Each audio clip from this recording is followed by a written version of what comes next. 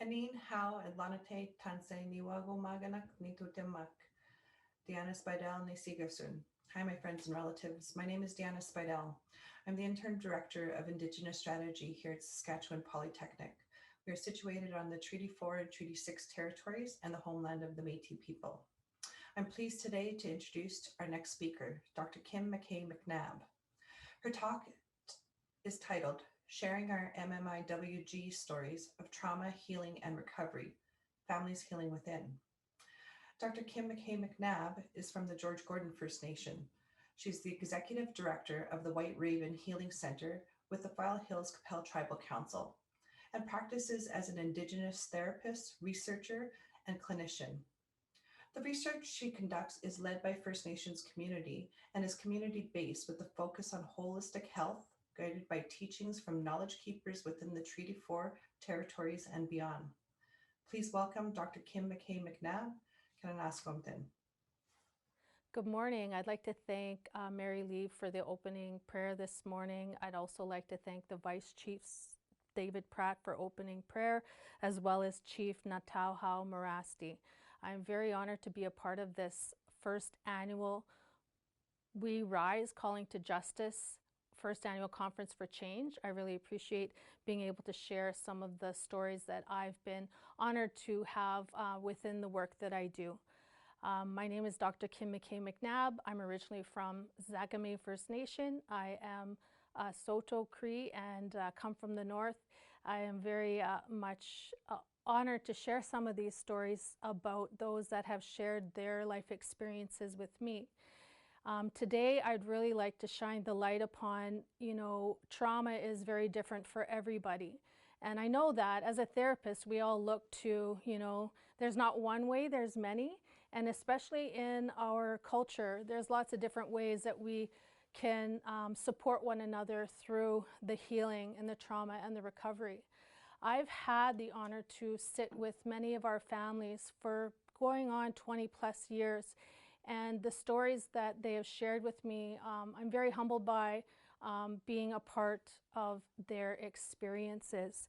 Some of the things we talk about, why I do what I do. Why am I doing what I do?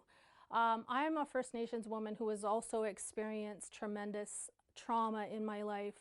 I've also practiced as a clinician and done my Western education. And the lived experience in the Western education has really allowed and encouraged me to do the supports that I do with the families that I work with. I also utilize my lived experiences in a way that's ethical and responsible, and I have that process of being mindful of the impact of possible transference or countertransference. Trauma, we talk about it in our communities. We know that there's been intergenerational traumas since time immemorial. There's things that we've experienced, the 60 scoop, Indian residential school, Indian day school, foster care system. We know that these events that have happened to us as First Nations people have had a tremendous impact. When someone loses someone, an overall human being, a Canadian citizen loses a loved one, they have different supports that they can access, just as a First Nations person has different supports that they can access. And what I mean by different is every single person who accesses those supports has a different way of healing. And I've utilized my lived experiences to help encourage and ground those family members that I work with to assist in the recovery from that traumatic loss. Some of the things that I've learned as a therapist through this work that I've learned is some individuals that have had a missing loved one, for example. In those experiences with the families that I work with, that missing loved one, they don't know the end of that story of where that missing person might possibly be. Whereas when you work with someone who has had a loss from potential violence or has been murdered, there is that process where we work through that recovery process of knowing that they know where their loved one is now, even though it was through violent means or sudden traumatic loss. There is some healing that occurs with the families when they have had that tremendous loss.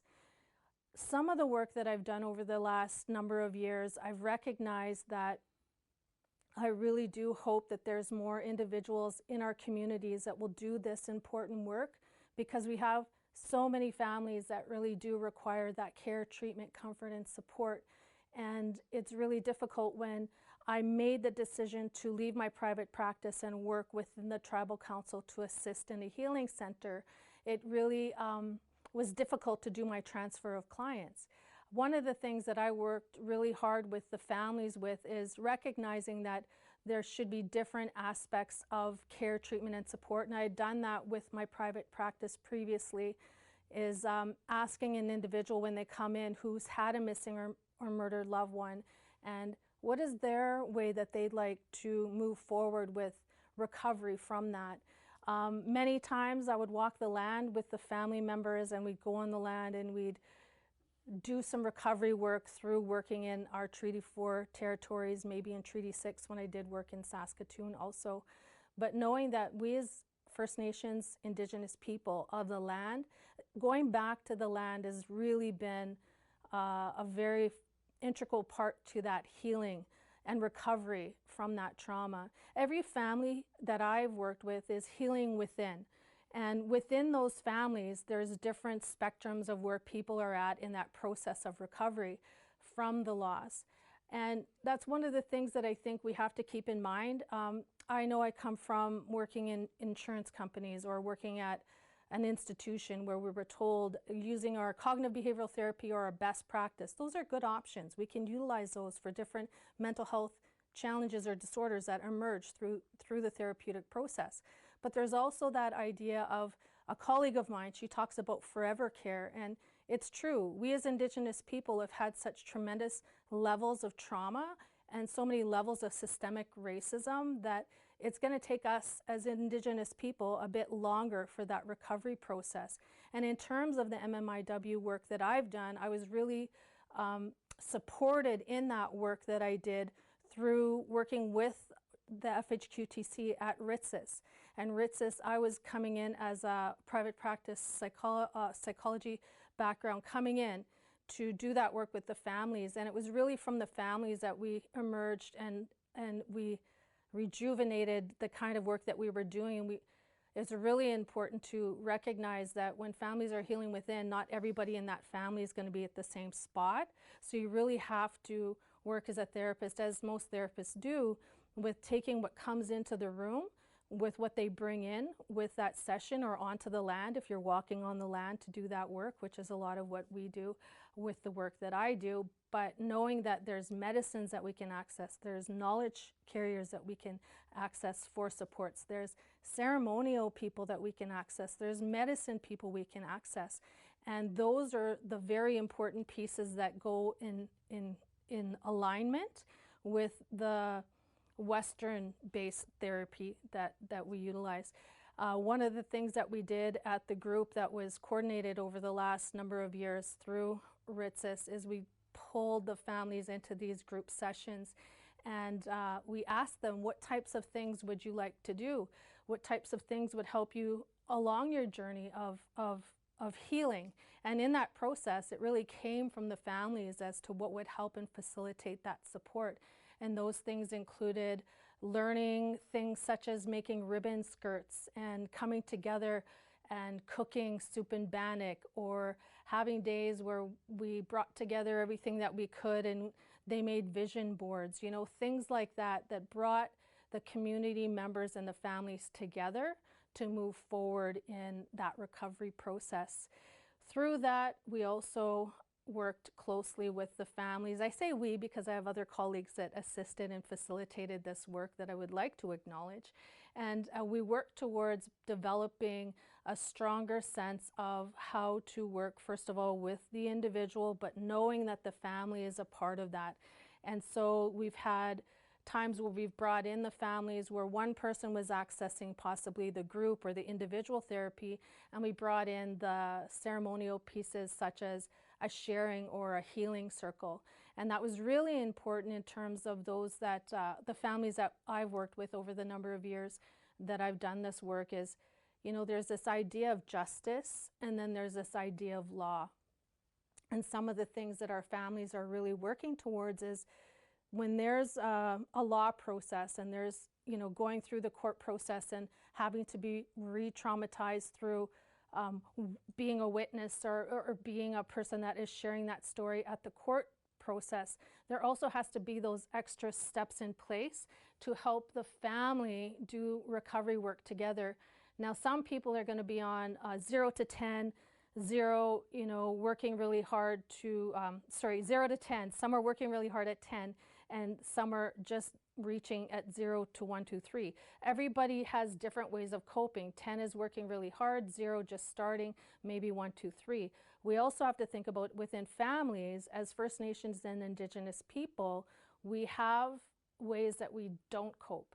And so if we don't cope, some of the things we do is you stuff it, you avoid it, you don't take that next step to externalize or to express about the experience. And in families, there's certainly, in my case, I work sometimes with the children, I sometimes work with the mom or the sibling, and some of the things that I've seen is they all land in different areas of that recovery process. And what's really important for the work that I've had the honor to be a part of is to ensure that I adapt and I adjust each time that I'm working with that particular family member in order to assist and facilitate that recovery for them, to take that step. If, for example, I've had families that there's a lot of media that is talking about their particular loved one who's either been missing or murdered. And every time that media article arrives on a social media site or somebody brings it up or they tag that particular family member, it immediately has a trigger for them for the trauma, regardless of the work that they've done to get to this place, because some of these individuals have done their recovery work and they are helpers themselves. They're working in our community and helping others through the emotional trauma, through having a missing or murdered loved one. And that's the part to really keep in mind is, what our old people always say, there's never a question that, we should be afraid to ask, but we really want to encourage and support the family members as they go through that transition in life. And that's the very important piece that I think as all clinicians want or all therapists want is to see how that family member can do their healing within. And as they do that healing within, it starts to emerge to the other family members. I've worked with some families where I worked with them as children, and then as they've grown into adults, they've identified that there is more supports that they can access as adults and really do some of that work. So, what I talked about earlier, when we have that intergenerational trauma, we have had 60 Scoop, Indian Residential School, Indian Day School. As we have these traumas with the families occurring with a loved one being murdered or a loved one being missing, it's really important that we take those extra steps to facilitate what is comfort for them. And it's more of a individualized process, but it's also encompassed with the family. Sometimes the mom or the dad or the sibling isn't at that place where they're ready to do that recovery work, but that's okay. Let's just help and facilitate the supports that they need. Some of the people that I've worked with, some of the families that I've worked with have never had an understanding of what back home is, not going back to their reserve, being urban and living in an urban center, have never been able to go back home. And some of the work that we've done as a collective is allowed and encouraged that introduction, not allowed and encouraged, sorry, we've encouraged that introduction to them to go back to their community. And now, after a period of years, they've developed family relationships that they hadn't had before. And knowing that that's a really important part of the recovery process. And knowing that there's some people that have had a loved one who's been missing or murdered for many, many, many years, and they haven't gotten to that place where they're in that recovery process. They're either internalizing it or they're not acknowledging it. There's so many family members out there that still have what I would say they're stuck and they've internalized it, and it's not the healthiest place for them to be, but to be patient and to allow and encourage the other family members to provide them with I know this resource. There's possibly this medicine person you could see, and possibly an elder that you might be able to talk with, and opening up the other avenues of healing and wellness. It's really good that at some point, when the families are at a place where they recognize they want to do some type of memorial for their family member, and possibly that's been guided by the knowledge carriers or the elders that are sharing, this is how we would honor this loved one. We also know in Treaty 4 area, we're starting to really seek out those ceremonies that we used to have that would honor someone who went missing or who might have been taken through murder. There were some of our old teachings that tell us certain things that we would do ceremonially, and that's part of what the practice is today, with the idea of integrating not only those Western modalities of therapeutic recovery, but also really leaning into culture, really leaning in to utilizing those knowledge keepers around us so that they, the families, will be able to facilitate that support. There's also a group of individuals that I work with that really focus on recovery with Jesus or God or their church. And that's another aspect that's really important to acknowledge, that not all people have the same experience with medicines or walking the land, but knowing that's another area of support that families reach out to. Knowing that at the end of a therapeutic experience, you really want to be able to facilitate that recovery process with the family. And I can recall in my training, and I was with psychology through a university, and one of my supervisors said, "Oh, you're not going to enjoy the psychology field because it's all working with individuals."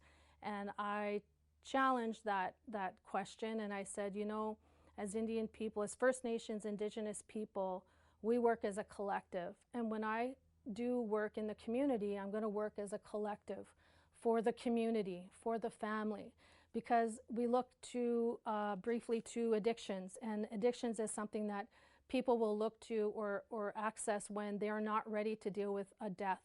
They're not ready to deal with someone who's missing, and they'll use that to not cope. And with the process of falling into that cycle of addiction, that's part of one of the non-coping pieces that some of the family members will access. But we have to also recognize that when that person's ready to come back to their recovery path, that will be okay. Use a harm reduction approach. It's okay if they went down that path. Now, what's the way that we as a family or a community can support that individual? Not everybody's going to be, when I've had losses, people calling me that their loved one was murdered or is missing, they'll call the day of sometimes or the next day, and I'll immediately go in and start to triage with the family and provide that crisis emergency support. And that's what we need, is we need that emergency support. And I say why we need it, because there isn't a lot of options to do that. We do have some good programs within justice areas, such as victim services offered through the police service. But one of the challenges that my clients would share about that is they're in this trauma fog, and they have to fill out some of this paperwork so they can access particular things through that. And as a therapist and as a First Nations woman, I will help them walk through that process and assist them with that paperwork. There should, and I hope that in some way in the near future, that we have more of an advocacy for our First Nations people all across Canada, because the National Inquiry really did highlight to us that we have so many hundreds and hundreds of missing and murdered daughters, sisters, mothers, and we know that that's the number that's been identified within the inquiry. Well, we need so much more supports in our communities so that we can provide that care, treatment, and support to the families who have a loved one who's went missing or have a loved one who's went murdered. And there are some foundational pieces that are really important that we do have access to within our communities. And it's my hope through my talk today that I would encourage You know, some of you who are students who might be watching this We Rise today, or some of those who are trying to make decisions. Should I be a social worker? Should I be a psychologist? You know, we as First Nations, Indigenous people, we need more of our professionals in the community because our people want to work with our people. We want to see someone who we're going to see therapy for, to have some lived experiences and possibly be a person of color. You know, we want to have that as an option, you know, having to, you know, do the re-education about, you know, why we are the way that we are. If you see a First Nations or Indigenous therapist, they're going to have lived experiences, and they're not going to have to try to understand our treaties or try to understand the intergenerational traumas. And that's the one gap that I see. So if that's something that you can take away with today for those students who are watching, for those professionals that are thinking about their careers, we really do need more of our own First Nations therapists, counselors, psychologists, social workers, people that can really provide that care, treatment, and support in a way that's providing that justice.